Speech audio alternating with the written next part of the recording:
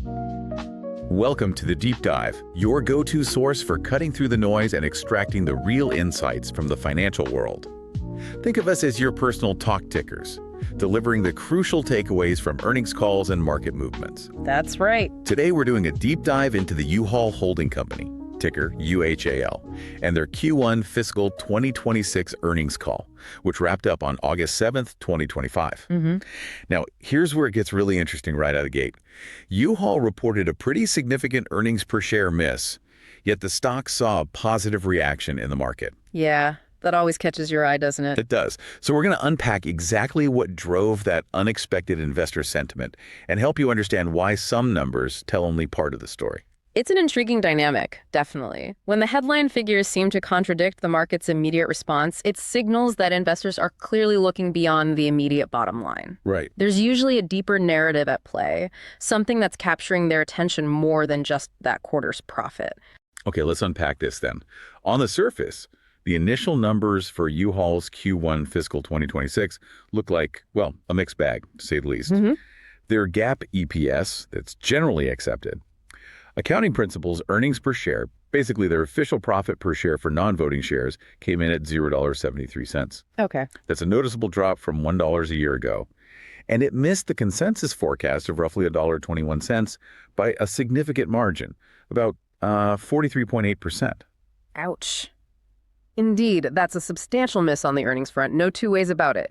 A 44% miss is hard to ignore. Definitely. However, if we connect this to the bigger picture, the revenue side of the equation tells a distinctly different and, frankly, much more positive story. Okay. Consolidated revenue for the quarter was approximately $1.63 billion. Right. That actually exceeded expectations of $1.67 billion by nearly 2%, and it represents a solid 5.3% year-over-year increase. So money's coming in. So we're seeing strong top-line growth even as the bottom line struggled. That's the core paradox here. Exactly. And to add another layer of intrigue, their adjusted EBITDA for the moving and storage segment actually showed a healthy 6% quarter-over-quarter increase. It rose by roughly $31 million to $545 million. Right, and EBITDA, earnings before interest, taxes, depreciation, and amortization, it's often seen as a better proxy for sort of core operating performance before some of those accounting and financing impacts hit. Yeah, it strips out some of the noise. And it's clear the market saw these underlying operational strengths because despite that significant EPS shortfall, the stock reacted positively. It rose around 2.65% immediately after the call. Which is fascinating. It shows the market was quick to look past those short-term profitability headwinds. Yeah. This immediately raises an important question for us. What were those specific pressures that hit earnings so hard despite the strong revenue and that decent EBITDA? That's the million-dollar question, isn't it? Let's dive deep into those profitability pressure points because they are significant. Okay. Fleet depreciation alone accounted for a whopping 21 cents of that dollar's or 27-cent decline in EPS. Wow. Okay. So most of the drop right there. Pretty much. This was largely due to two factors. One, an increased box truck fleet size. They're just adding a lot of vehicles.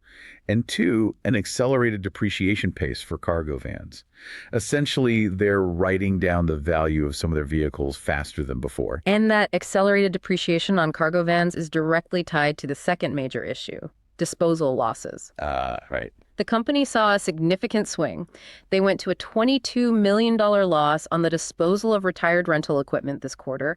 Compare that to an $8 million gain in the prior year. That's a $30 million swing. Huge swing. And this is attributed to cargo vans purchased in just the last 2 years having higher initial costs, which simply aren't being recouped in the current resale market. So they bought high.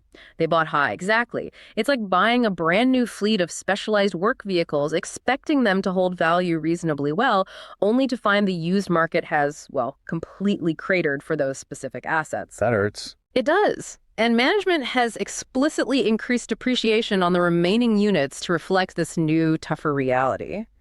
They're adjusting the books. So they bought high, now they're selling low, and adjusting their books to match. A painful but necessary move to reflect actual asset values, I suppose. Pretty much. But it wasn't just the fleet causing problems, right? No, not entirely. There was also an overall $44 million increase in moving and storage operating expenses. Okay, where did that come from? Well, several places. We're talking personnel costs up $20 million, liability costs up $17 million. Liability costs. More accidents. Actually, no. Management clarified this. It wasn't due to more accidents or higher frequency, but increased claim severity. So when claims happen, they're costing more. Okay, got it. And then fleet repair and maintenance expenses also ticked up by $5 million. So a triple whammy on the cost front. Depreciation, disposal losses, and higher operating expenses. You got it. These pressures clearly explain why profitability was challenged despite that decent revenue growth. But speaking of revenue, where exactly was that growth coming from? And what does it tell us about, consumer trends or demand? Good segue. Let's talk about those revenue growth engines. The self-moving rental segment, their traditional bread and butter, saw a 4.3% year-over-year increase in revenue. Okay, solid. And this was driven by stronger revenue per transaction, which is a positive sign, even though overall transaction volumes held pretty steady. Interesting. So people are paying more per move, maybe renting longer or using more services? Could be. Means they're getting more value or perhaps charging more for each rental. The company also expanded its box truck fleet significantly by approximately 8,600 units and added nearly 800 new locations. Wow, that's a lot of new capacity to bring online. Needs careful management. For sure. And then there's the self-storage segment, which continues to be, a remarkably consistent performer for them. Yeah, storage has been strong across the board lately. It recorded an impressive 8.6% year-over-year increase in revenue. Now, while same-store occupancy saw a slight decrease, down 100 basis points, that's 1 full percentage point, to about 92.8%. A little dip there. Management explained this was actually part of a system-wide effort to increase available rooms by focusing on delinquent units. Ah, okay. So clearing out the non-paying units to make room for new paying customers, that makes perfect sense from a business perspective. Optimize the existing footprint. Exactly. And here's an intriguing point on storage that really caught my eye. U-Haul estimates a substantial $260 million in future revenue growth just from existing non-same-store locations once they reach 90% occupancy. Right, the one's still ramping up. Yeah. And what's even better is that they anticipate roughly 80% of that additional revenue flowing directly to the bottom line. 80% flow through. That's huge. It is, because the major expense load for those locations, the building, the basic staffing, it's already largely recognized. So that's a significant future cash flow unlock. And it speaks to the long-term value embedded in their current real estate portfolio. This raises an important question, though. Beyond the traditional self-moving and self-storage segments, what is U-Haul's next big play? The earnings call certainly highlighted a particular area they believe has massive untapped potential. You're absolutely right. And it's the U-Box vision. Blue box, yeah. The portable storage container. Exactly. U-Box revenue, which is currently tucked into their other revenue category, showed exceptional growth, up 16% year over year. That helped drive a 15.6% increase in that whole other revenue line item. 16% is very strong growth. It is. But it was Vice Chairman Sam Shoen's statement that really grabbed attention. He said, there's, and I quote, no reason that U-Box couldn't be as big as U-Haul is today. Wow, that's a bold outlook. As big as the entire company. That's what he said. It suggests truly significant, largely untapped market potential that could, redefine the company entirely. That's a powerful statement of intent. It really suggests a strategic pivot towards a more modular, flexible logistics solution, doesn't it? It feels like it. And currently, U-Box is available at only, 5-10% of their dealer locations and around 50% of company-owned stores. Right. Still relatively limited rollout. Which means there's immense room for expansion just within their existing footprint without needing to acquire tons of new land. Good point. What's also notable is that U-Box one-way transactions are apparently growing faster than truck rental one-way transactions. That suggests a decoupling of their growth trajectories. No, so it's not just an add-on anymore. Exactly. They're not just piggybacking off truck rentals. U-Box is becoming its own distinct growth engine, attracting maybe a different customer or use case. And management is clearly focused on this.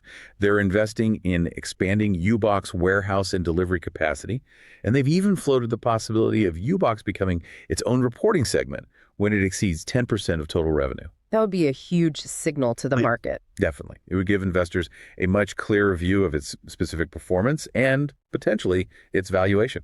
So what does this aggressive vision for U-Box mean for how they're actually allocating their capital right now? Where's the money going? Well, their capital allocation for Q1 certainly reflects these strategic priorities, albeit with some interesting adjustments. Okay. U-Haul allocated $585 million in capital expenditures for new rental equipment, trucks, vans, etc. That was actually up $46 million year over year. Still investing heavily in the fleet then. Yes. However, investment in real estate acquisitions, self-storage development, and crucially, U-Box warehouse development came in at $294 million. That was down $108 million year over year. Down. Interesting. So more on fleet, less on property and U-Box infra, at least this quarter. Exactly. Yeah. So they're still spending heavily on the fleet, which makes sense given the depreciation issues maybe, but pulling back slightly on real estate and related development. Yeah. Is that a concern or just, a calculated move? I'd say not necessarily a concern, but definitely a calculated strategic decision. Management talked about rationalizing real estate spend to maintain capital allocation rationality, especially with current fleet capital demands being so high. Okay, balancing act. Great. They still aim to sustain an annual development pace of 4.5 to 6 million square feet of new storage, which is still a lot. And to give you some context, the approximate investment cost for new storage is around $150 per square foot. Mm-hmm. And they're targeting development yields of around 10% unlevered IRR, that's internal rate of return, a key profitability metric for projects over time, which translates to a pretty strong 7.5% to 8% cap rate. And a cap rate, just to remind folks, is that key measure of a property's expected rate of return. 7.5% to 8% is still very attractive for real estate development, right? Oh, absolutely, especially in the current environment. So they're not stopping development, just maybe pacing it thoughtfully, given other capital needs. Okay.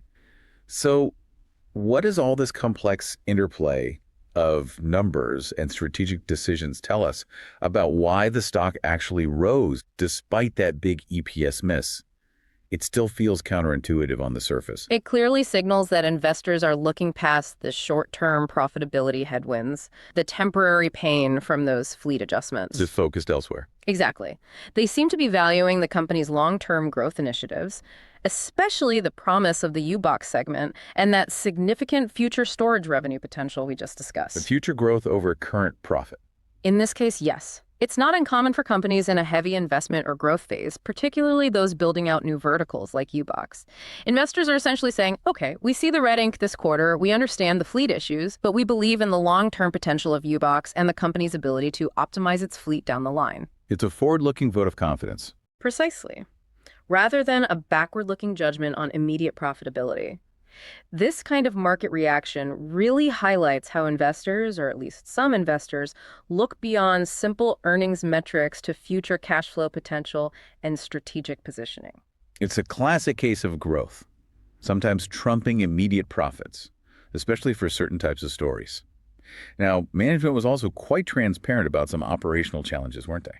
They were. They acknowledged the difficulties in efficiently integrating their newly expanded fleet and all those new dealer locations. Right. That takes time and effort. Absolutely. Streamlining logistics, getting new locations running smoothly, training staff, it's a big operational lift. They even hinted at the possibility of increasing truck sales, so selling off more trucks, and reducing the overall fleet size if current strategies don't yield the desired results. That shows a willingness to adapt, which is good. Flexibility is key. That transparency is valuable for investors.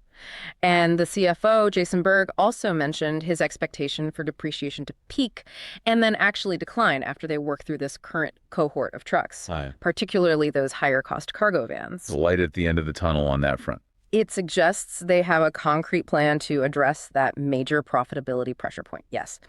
If we connect this to the bigger picture, U-Haul's strategic narrative is genuinely evolving.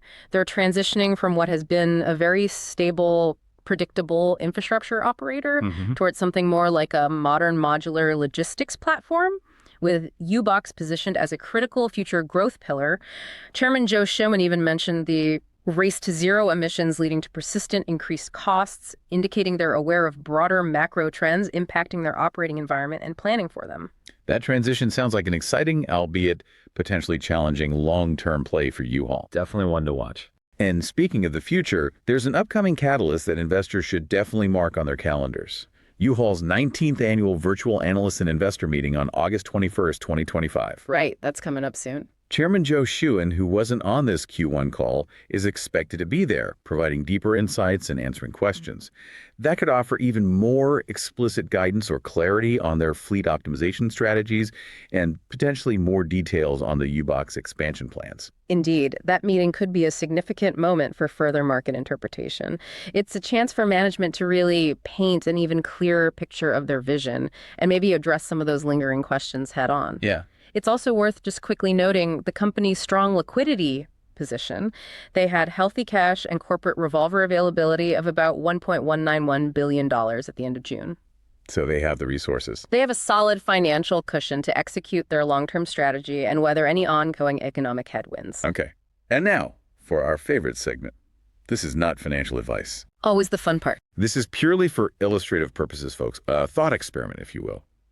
But it's an outrageous but plausible trade idea that we were kicking around here in the Deep Dive studio. Okay, lay it on us. What are we thinking? Imagine, if you will, the U-Box spin-off play. Ooh, interesting. Okay. Here's the premise.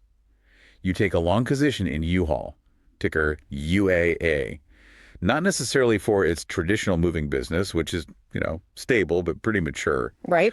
But as a pure play on the potential future spinoff or separate valuation of its rapidly growing U-Box segment. Ah, I see where you're going. The sum of the parts argument. Exactly. The argument here would be that U-Box, currently kind of masked by the consolidated results and dragged down perception-wise by those pesky fleet depreciation headwinds, could command a significantly higher valuation multiple if it were an independent logistics and portable storage entity. Yeah, you think about other high-growth, tech-enabled logistics players out there, or even pure-play storage REITs. Their multiples are often substantially higher than those of a traditional asset-heavy business like a truck rental company. Precisely. U-Box has the potential to be seen as a disruptive, nimble player in modular storage and logistics, not just in, add-on to truck rentals. So this trade would anticipate either an activist investor pushing for it, or maybe just a management decision down the line, to proactively unlock this hidden value. If U-Box were to be spun off or even just valued separately as a distinct entity within UHAL, it could lead to a substantial re-rating of the overall UL equity, or perhaps the new U-Box entity itself would really pop. It's bet on the market eventually recognizing the distinct, high growth, and potentially higher multiple nature of that specific segment. A bit like, how PayPal was spun out of eBay years ago to unlock its separate value. And what's fascinating here is that management is already openly talking about U-Box potentially becoming its own reporting segment once it exceeds 10% of total revenue. That's almost like an open invitation for this kind of forward-looking, perhaps speculative thinking. It kind of lays the groundwork, doesn't it? Yeah. So to wrap things up, U-Haul's Q1 fiscal 2026 was a fascinating story, a true deep dive into what moves markets beyond the headlines. Definitely complex. Despite a significant EPS miss, the market reacted positively. This was clearly a story of strong top-line growth across self-moving rentals, self-storage, and especially that booming U-Box segment combined with strategic long-term investments in their fleet and property. However, this growth was definitely offset by those significant fleet-related profitability pressures, particularly from increased depreciation and those substantial disposal losses on the newer cargo bands. Yeah, those were the big drags. But the company seems to be actively working through these challenges, and their transparency about the issues is, I think, noteworthy and probably appreciated by the market. Looking forward, that 19th annual virtual analyst and investor meeting on August 21st is going to be incredibly important. Key date. It's the next big chance for management to provide further clarity on their plans to navigate these challenges and, crucially, to capitalize on the massive growth opportunities presented by U-Box.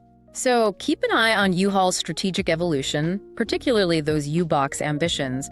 Will this modular logistics platform truly become as big as the company itself, as the vice chairman suggested? That's the multi-billion-dollar long-term question for investors, and a fascinating one to ponder. Indeed. And just a final reminder, everyone, that this discussion is for informational purposes only and does not constitute financial advice. Please do your own research. Thanks for diving deep with us. We'll catch you on the next one.